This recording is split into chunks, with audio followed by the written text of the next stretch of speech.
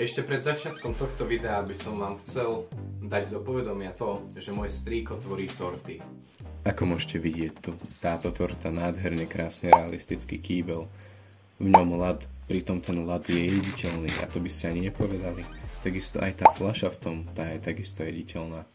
Alebo tu, na detskú oslavu narodenín, tu máte napríklad vozidlo hasičskej služby. Alebo na ďalšiu narodeninu oslavu dieťaťa máte mimoňa. A ďalšie môžete si vybrať ako napríklad aj nejaký dizajn knihy. Alebo zároveň ešte si môžete vybrať nakoniec, som vybral takú sviežejšiu tortu s ovocím. Čiže neváhajte a píšte mu. Kontakt na ňoho budete mať v popise tohto videa. Prečo sú vlastne slzy slané? Takže, začneme u toho, na čo nám slúžia a odkiaľ sa berú. Slzy sú chemická substancia, ktorá pomáha človeku zbaviť sa škodlivých látok. Slzné ústrojenstvo sa skladá zo slzných žliaz, spojivky, slzných kanálikov a slzných vakov, v ktorých sa hromadia všetky tie slzy.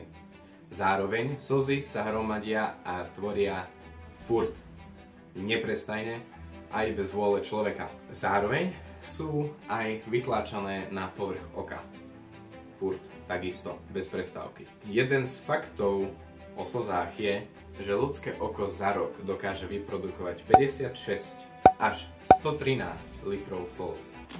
Nehorázne číslo na to, že čo je to slza vlastne. A teraz sa dostaneme ku tomu, že prečo tá slza je vlastne slaná. Je to jednoduché. V slzách sa nachádzajú elektrolyty. Vďaka nim sú slzy slané. Sú to elektrolyty, ktoré obsahujú sodík, chlorid a draslík. A samozrejme ďalšie iné látky, alebo teda aj prvky. Ale čo je to ten elektrolyt?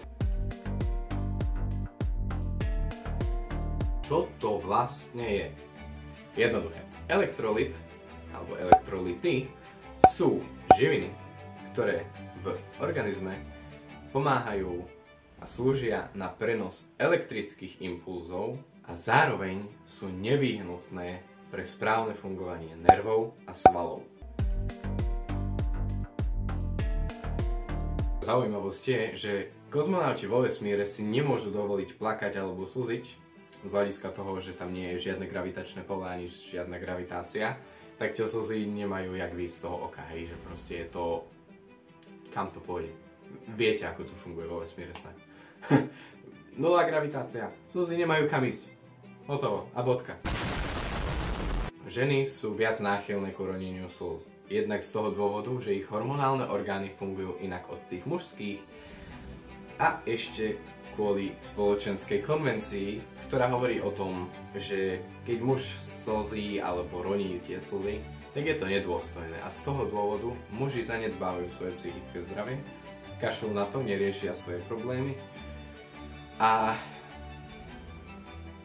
vzhľadom na to, že to neriešia a nechcú si dať pomôcť, tak sa to nabaluje, až teraz praskne a vráti sa to takým spôsobom, že dostanú nejaké tie choroby. Toto je pre toto video všetko, ak sa vám video páčilo, dajte odber, je to zadarmo a mňa to maximálne poteší. Uvidíme sa pri ďalších videách, ktoré vytvorím, majte sa krásne, užívajte deň naplno, vidíme sa na budúce. Čaute.